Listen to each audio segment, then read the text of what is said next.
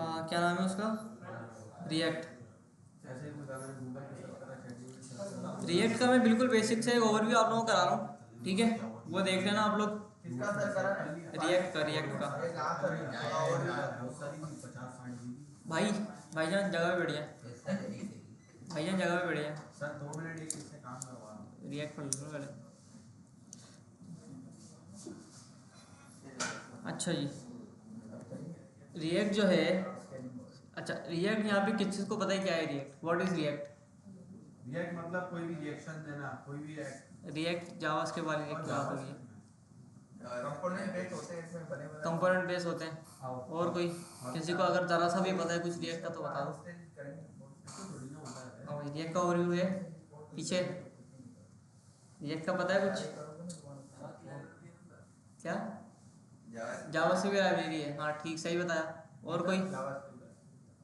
कोई ओपिनियन देना चाहेगा अपना? सर रिएक्ट में आपकी जिंदगी आसान हो जाती है जी मत जिंदगी आसान क्या, कोड का रिएक्शन। अच्छा देखो, रिएक्ट जो है जावास्क्रिप्ट की एक लाइब्रेरी है, ठीक है, वो सिंगल पेज एप्लीकेशन प्रिंसिपल्स के ऊपर वर्क करती है, ठीक है। Single page application, what is a single page application? एक ही पेज पे सारा काम हो जाता है।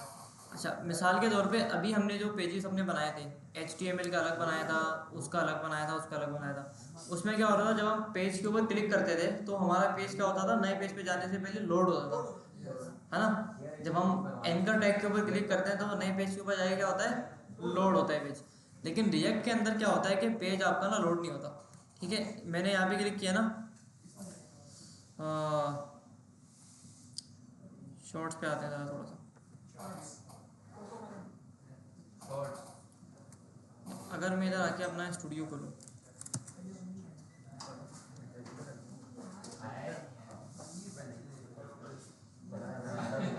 सही है, देखो यहाँ मेरे पास ये पेज लोड हो गया मेरा, और जब ये मेरा पेज लोड हो गया, कंटेंट के ऊपर मैं क्लिक करूँगा तो ये वाला पेज अब मेरा लोड नहीं होगा, ठीक है। ये देखो कंटेंट पे मैंने क्लिक किया, लोड नहीं हुआ पेज, लिंक चेंज हो गया लेकिन पेज मेरा लोड नहीं हुआ, ठीक है।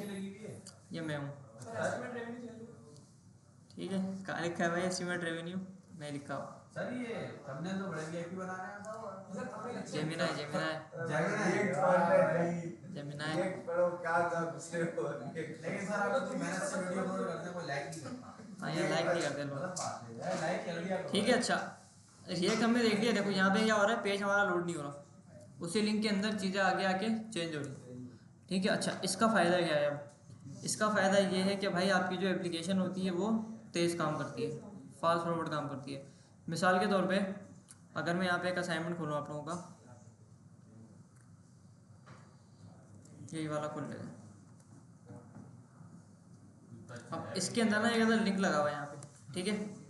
अब यहाँ पे क्या होगा कि अगर तो ये वाला जो लिंक है ये इसी वेबसाइट के 4 पेजेस बने हुए हैं मिसाल के तौर पे, और चारों पेजेस के ऊपर लोगो लगा हुआ है, एक एक क्या लगा हुआ है, एक एक लोगो लगा हुआ है।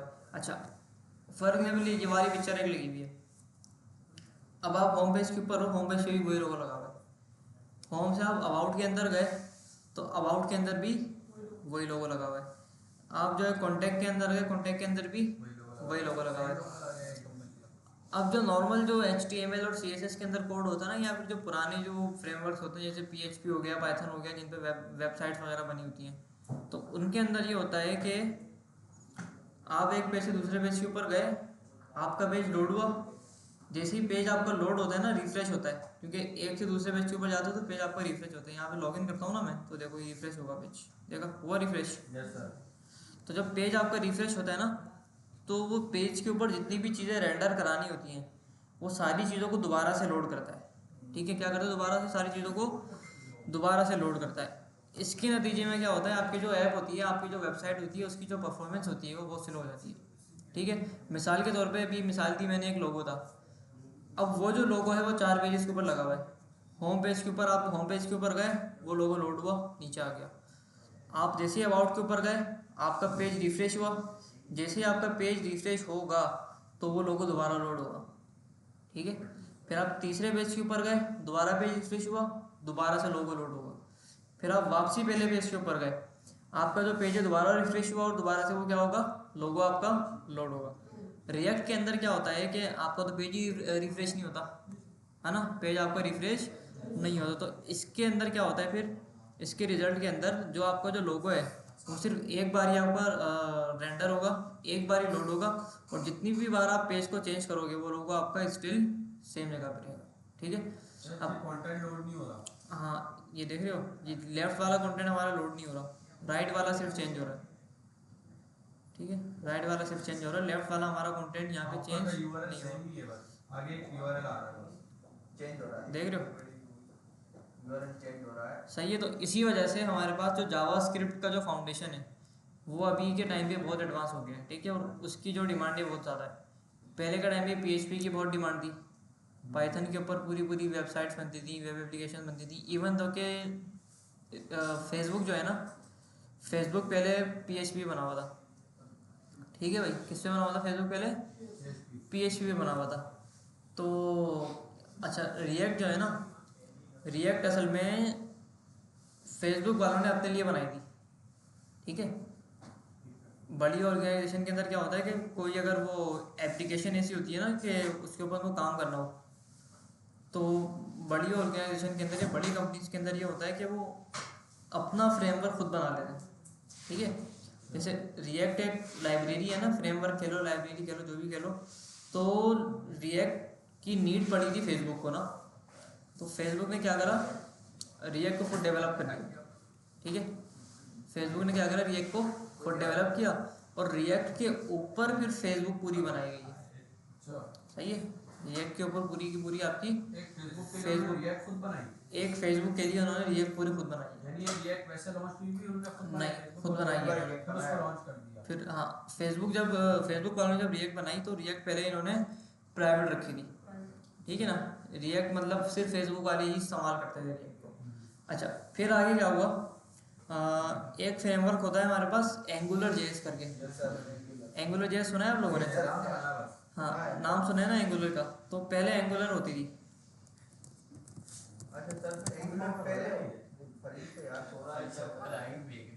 ठीक है, एंगुलर पहले इस्तेमाल होता था। तो एंगुलर के अंदर मसले ये थे कि भाई एक बात तो ये है कि एंगुलर बनाया था गूगल वालों ने। किसने बनाया था एंगुलर? गूगल ने बनाया था। अब एंगुलर के अंदर जब एंगुलर का पहला वर्जन आया, एंगुलर 1 कह लो, जो भी कह लो, एंगुलर 1.0 कह लो, तो एंगुलर के अंदर ना मसले बहुत सारे थे। ठीक है, जैसे रिएक्ट के अंदर आप देखते हो ना, राउटिंग आपकी हो जाती है, ये आपका है ना youtube.com/channel करके आ गया, ये आ गया। अच्छा, अब इसके ऊपर क्लिक कर रहे हैं तो लिंक आपका चेंज हो रहा है, राउटिंग आपकी हो रही है। तो ये वाली चीज़ के अंदर ना एंगुलर के अंदर मसले थे।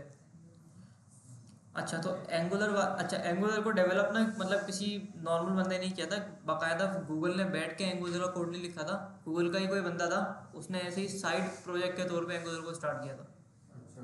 जैसे हम लोग करते हैं ना साइड प्रोजेक्ट के तौर पे, कोई भी फायरबेस का बना लिया, ऐसे ही बना लिया कोशिश में या प्रैक्टिस में, तो ऐसे इन्होंने इस्तेमाल किया था।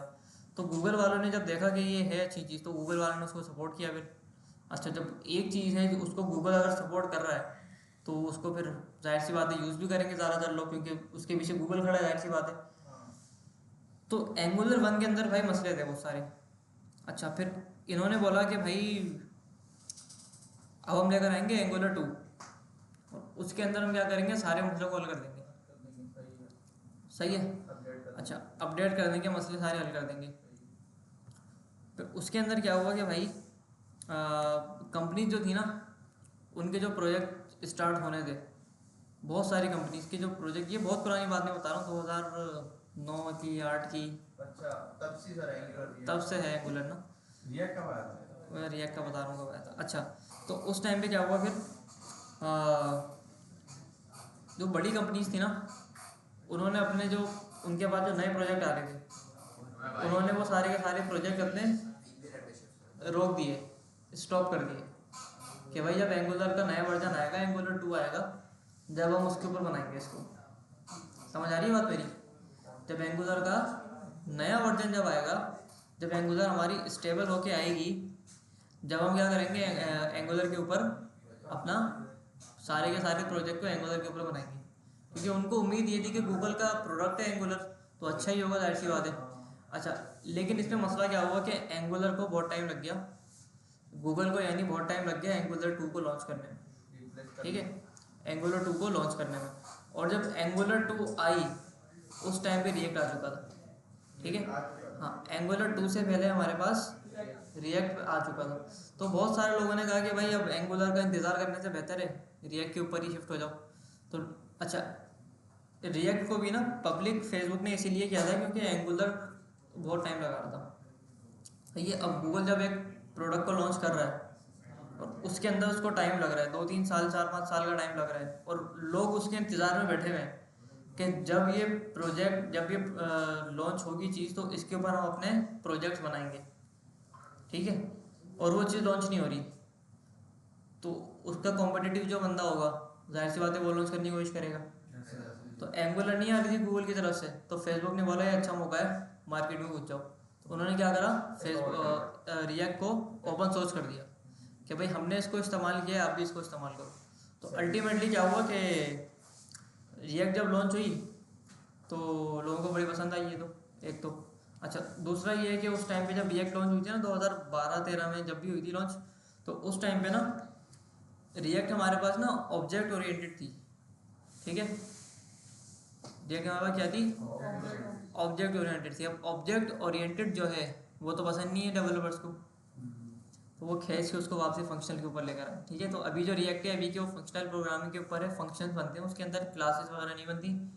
अच्छा, फिर जब रिएक्ट हमारे पास लॉन्च हो गई, तो रिएक्ट के बाद फिर एंगुलर काफ़ी टाइम बाद लॉन्च हुई है, और जब वो एंगुलर 2 लॉन्च हुई है तो वो भी फारिग बिल्कुल, ठीक है, मतलब नहीं है, वो भी मतलब ऐसी थी। सर एक बात है, लेकिन अभी के टाइम पे एंगुलर स्टेबल हो गई है, एंगुलर अभी सही हो गई है ना, तो रिएक्ट, लेकिन रिएक्ट अच्छी है ज़्यादा एंगुलर से ज़्यादा।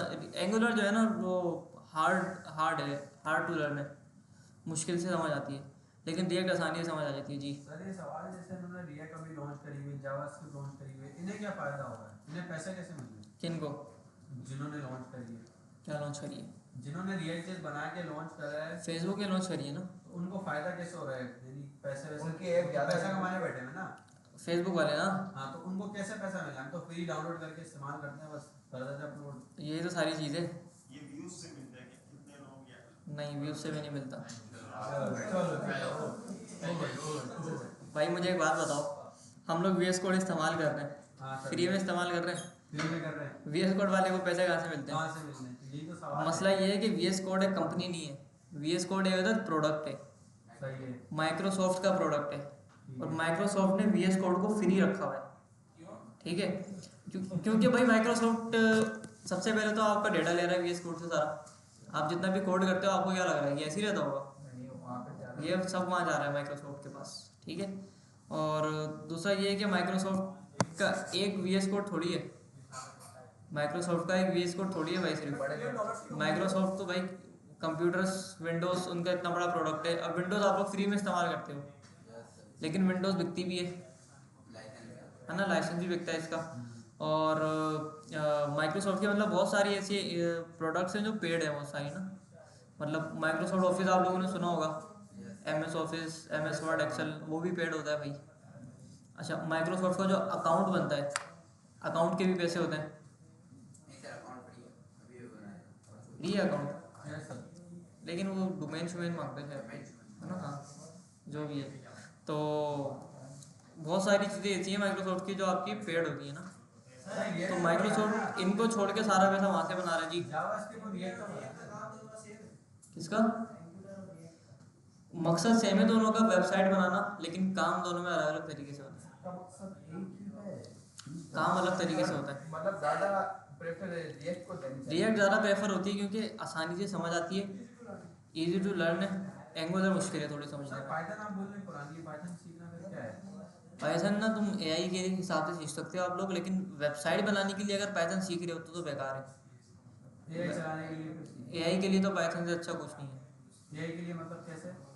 पाइथन अगर आप AI सीख रहे हो ना तो पाइथन सीख लो, मशीन लर्निंग सारी अच्छा, पाइथन पे बेहतरीन होती है। लेकिन वेबसाइट जो होती है ना वो आपकी जावास्क्रिप्ट पे अच्छी बनती है, ठीक है। अच्छा, तो अच्छा कहाँ पे थे हम लोग? फेसबुक पे थे ना? रिएक्ट पे पैसा हाँ, कमाने में थे। पैसा कमाने पे थे ना। तो इसी तरह से फेसबुक है ना, तो फेसबुक का सिर्फ रिएक्ट थोड़ी है यार। फेसबुक की तो पता नहीं कितनी ऐप्स होंगी, कितनी एप्लीकेशंस होंगी। अब फेसबुक के अंदर आप लोग ऐड लगाते हो, ऐड के पैसे फेसबुक लेता है ना आप लोगों से, तो वहाँ से पैसा बना रहे हो, उसको नीड ही नहीं है उस चीज़ की। सर ये इंस्टाग्राम, फेसबुक, व्हाट्सएप इन सब पे मेटा लिखा हुआ आ रहा है, ये क्या सीन है? मेटा एक कंपनी का नाम है। मेटा एक कंपनी का नाम है। और फेसबुक, इंस्टाग्राम और जो व्हाट्सएप भी है। व्हाट्सएप है आपका, और एक थ्रेड्स नाम की एप्लीकेशन है, ये सारी मेटा के अंडर आती है। ठीक है, यानी मेटा की सारी चीज़ है। हाँ। फेसबुक जो है वो इटसेल्फ एक कंपनी नहीं है, अच्छा, फेसबुक एक प्रोडक्ट है मेटा का। मेटा यही है, वो भी प्रोडक्ट है भाई, मेटा ही प्रोडक्ट है। मेटा के प्रोडक्ट। दादा बने इनका पापा। मेटा मेटा जो है वो फादर है। ठीक है, मेटा क्या है भाई आपका? अब मेटा आप देख रहे हो ना, मेटा एक कंपनी का नाम है, और फेसबुक जो है वो मेटा का प्रोडक्ट है। अच्छा, मेटा एक कंपनी है, ये सारे उसके प्रोडक्ट्स हैं। ये सारे मेटा ने बनाए। लेकिन मेटा ऐसा product बनाया सर कि लोगों का जी जान बच गया है इसमें। हाँ, जी जान बच गया है, बिल्कुल। फेसबुक, इंस्टाग्राम, व्हाट्सएप तो कोई छोड़ ही नहीं सकता। माइक्रोसॉफ्ट की भी बहुत सारी चीज़ें ऐसी हैं। कौन सी चीज़ें हैं sir? Microsoft Word, Microsoft Excel, power PowerPoint, Photoshop, VS code VS code Microsoft. Microsoft का है। चलो ये स्लैक का नाम सुना है? स्लैक नहीं। नहीं सुना? माइक्रोसॉफ्ट को पायलट। अब माइक्रोसॉफ्ट जो है वो VS कोड से पैसा नहीं बना रहा, लेकिन वो को पायलट से बना रहा है। कोपायलट कौन सा है? बहुत अच्छा सजेशन देता है ये रनिंग क्या होता है ना इधर, अरे सर ये सजेशन देता है सर, बड़ी कमाल की सजेशन है ना, फ्री में देता है थोड़ी बहुत सजेशन। आदि आपको बना देते हैं नशे का, सर आदि और फिर आप ज्यादा तो देता है दिमाग खराब कर देता है। बहुत जबरदस्त सजेशन हाँ, देता है। और जब इसकी लिमिट खत्म हो जाती है तो पैसा मांगता है। नहीं, मैं मेरे पास तो अभी तक मेरे पास नहीं, मेरे पास जो है ये बोल रहे हैं खत्म हो गया आपका, कोटा पूरा हो गया आपका, 100% आपने इस्तेमाल कर लिया, अब आप मुझे पैसे दो। ठीक है, ये मुझे ये बोल रहा है, सजेशन का भी जो एक लाइन में सजेशन देता है, इसका भी एक कोटा है। कोटा बनता है। फिर ये आपको बोलते हैं भाई मुझे पैसे दो। ठीक है, तो शुरू में ये आपको चीज़ें फ्री में देता है, फिर नशे का आदी फिर नशे का आदी बनाता है, और फिर नशे के लिए आप उसको पैसे भी देते हो। जाहिर सी बात है सर, ठीक जब है ना? अच्छी चीज़ है, मुझे तो अच्छी लगी तो मैं उसको पैसा शुरू में आप लोग को याद होगा व्हाट्सएप जो है वो फ्री था, फ्री था तो अभी भी विदाउट इंटरनेट चलता था हैं। जी। यूज़ किया है किसी ने विदाउट इंटरनेट व्हाट्सएप इस्तेमाल किया है? नहीं किया। नहीं सर, जोंग के ऊपर ना व्हाट्सएप पहले फ्री चलता था, मतलब कोई व्हाट्सएप का पैकेज नहीं चाहिए, कोई वाईफाई नहीं चाहिए, कोई इंटरनेट नहीं चाहिए। ठीक है, तो व्हाट्सएप पहले बिल्कुल फ्री था। तो व्हाट्सएप ने क्या करा, पहले मेटा ने आपका व्हाट्सएप का आदी बनाया, और व्हाट्सएप का आदी बनाने के बाद उन्होंने बोला कि अब फ्री में कुछ नहीं मिल रहा, अब क्या करो आप उसको पैसे दो। किसी ने इस्तेमाल किया व्हाट्सएप फ्री में? हमारा फ्री में बोनस नहीं किया, बच्चे हैं सर, वो पीछे बैठा है, उसने किया है। किसने करा? इसको छोड़ दे सर, ये अच्छा, समटाइम्स फेसबुक भी आपको फ्री में मिल जाती है।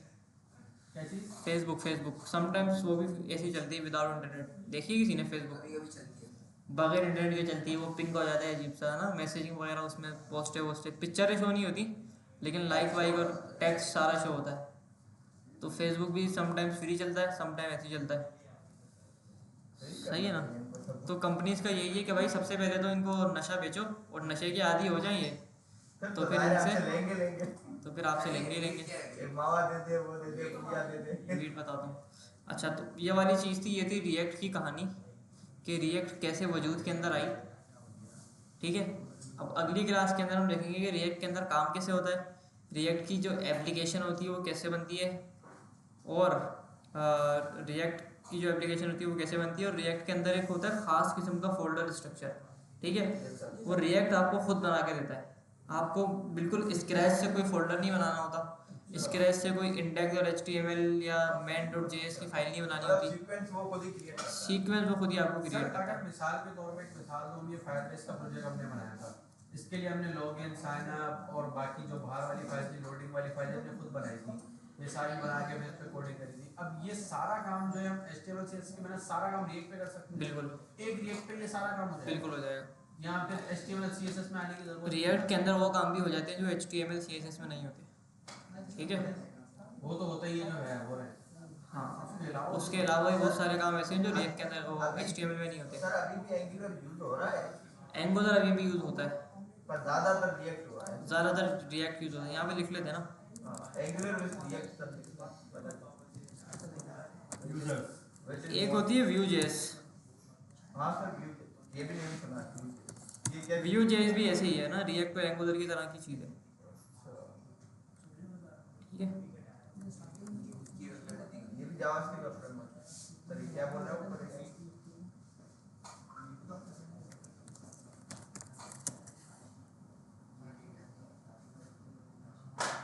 React choosing between React, Angular and Vue involve this React currently leads in market demand and flexibility, ठीक है। अभी जो इस्तेमाल होती है ना ज़्यादातर, उसमें React पहले नंबर पे है, सबसे ज़्यादा React इस्तेमाल होती है। While Angular remains the standard, इसके बाद Angular है और फिर उसके बाद हमारी Vue.js है, ठीक है। अच्छा, ये व्यू बोल रहा है सर बहुत आसान है। व्यू तो खैर हाँ होगी, आसान होगी, सही है।